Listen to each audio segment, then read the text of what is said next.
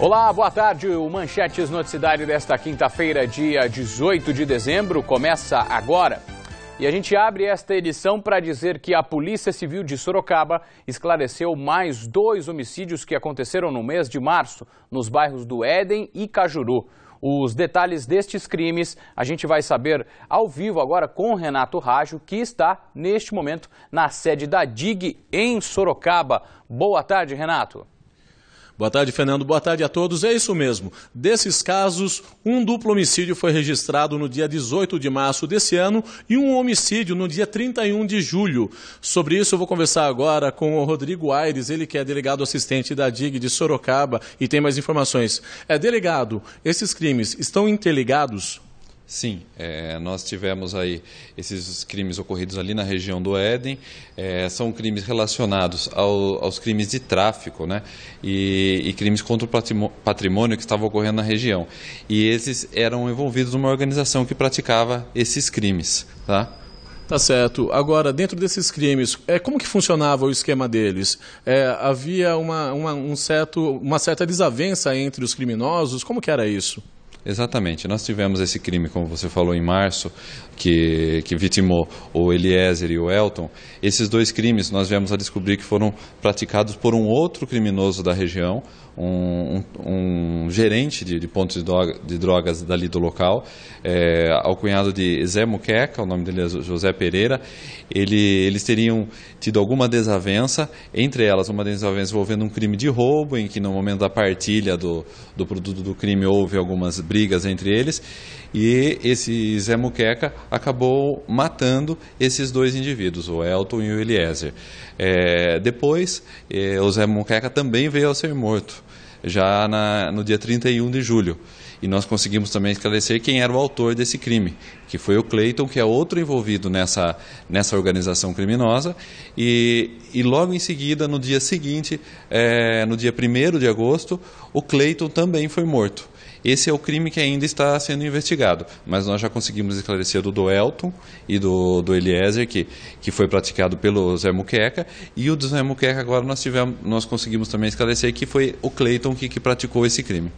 Olha, Fernando, e além desse caso, a polícia também acabou de apresentar novidades sobre aquele caso do latrocínio do Habiteto. Vocês lembram? Pois tem outra novidade também referente a esse caso, né, doutor, envolvendo aí 2 indivíduos. Exatamente. Nós já tínhamos conseguido capturar o adolescente que estava envolvido nesse crime. Nós havíamos esclarecido que era um adolescente e a participação de um maior. Hoje, esse maior, após a divulgação na imprensa desse crime e de que ele era procurado, se apresentou espontaneamente aqui na delegacia. Tá, ele deve ser ouvido, já foi ouvido, o que deve acontecer com ele agora? Ele está sendo ouvido nesse momento, vai ser indiciado pelo crime de latrocínio e vai ser encaminhado ao CDP de Sorocaba. Tá, ok, muito obrigado pelas informações, doutor. Bom, e hoje também a polícia abriu inquérito para investigar mais um laboratório de análises clínicas aqui da cidade, que foi interditado aí pela Vigilância Sanitária. Veja na reportagem. O aviso de reforma não é o motivo da interdição desse laboratório. Segundo funcionários, na última sexta-feira, o local passava por reforma e foi interditado pela Vigilância Sanitária. Desde o início da semana, é possível apenas retirar exames no local. A princípio, eles informaram que estava fechado, que estava tendo um vazamento. Aí eu acabei vendo uma das portas da sala de coleta que tinha uma placa da Prefeitura Municipal de Sorocaba indicando que estava interditado pela Vigilância Sanitária. Um inquérito já foi aberto pela Polícia Civil. De acordo com o boletim de ocorrência, o laboratório foi interditado porque utilizava um material impresso com 2 inscrições. O dono e também biomédico da empresa já estava com a licença suspensa e não poderia atuar na profissão. Além disso, parte dos exames seriam feitos por um laboratório terceirizado, mas não há comprovação do envio das amostras e nem do retorno das mesmas. Esse não é o primeiro caso de laboratório interditado pela Vigilância Sanitária na cidade. A TV Sorocaba SBT mostrou que em novembro o Servilab, responsável por exames de sangue, também foi fechado com várias irregularidades. 2 equipamentos para a realização de exames estavam inoperantes.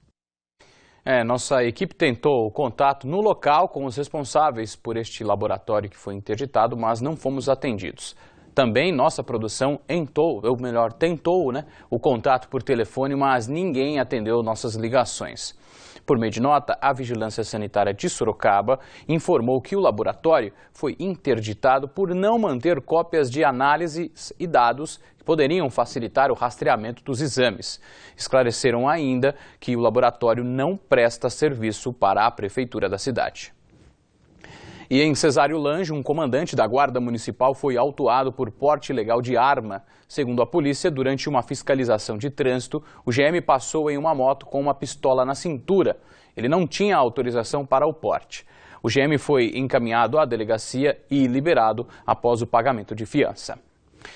E a Polícia Federal apreendeu diversos produtos contrabandeados na rodovia Castelo Branco, em Boituva. 81 caixas de eletrônicos, roupas e acessórios estavam escondidas entre sacas de alpiste em um caminhão que vinha de Foz do Iguaçu com destino à capital paulista. Depois de pagar a fiança de R$ 1.448, ele foi liberado.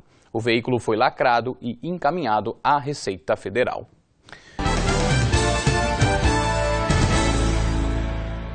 Um acidente envolvendo 3 caminhões no quilômetro 70 deixou o tráfego lento na rodovia Castelo Branco, em Itu, esta manhã. Foram mais de 5 quilômetros de lentidão no sentido da capital. Ainda não há informações sobre feridos. 2 faixas da rodovia ficaram interditadas, mas já foram liberadas. E o motorista de 44 anos ficou preso às ferragens depois de um acidente esta madrugada na rodovia Laurindo Dias Minhoto, que liga Tatuí à Capela do Alto. Segundo o Corpo de Bombeiros, ele dirigia o carro no sentido de Capela do Alto quando bateu na traseira de um caminhão. O caminhoneiro não teria parado para prestar socorro. A vítima foi encaminhada ao pronto-socorro de Tatuí e deve ainda passar por exames. E mais acidente, desta vez 4 pessoas ficaram feridas em um acidente na rua Samuel Martins, na Vila Progresso, em Jundiaí. Segundo o Corpo de Bombeiros, 2 carros bateram e um deles capotou. 2 crianças, um adolescente e um adulto foram encaminhados ao Hospital Paulo Sacramento com ferimentos leves. O trânsito já está normalizado no local.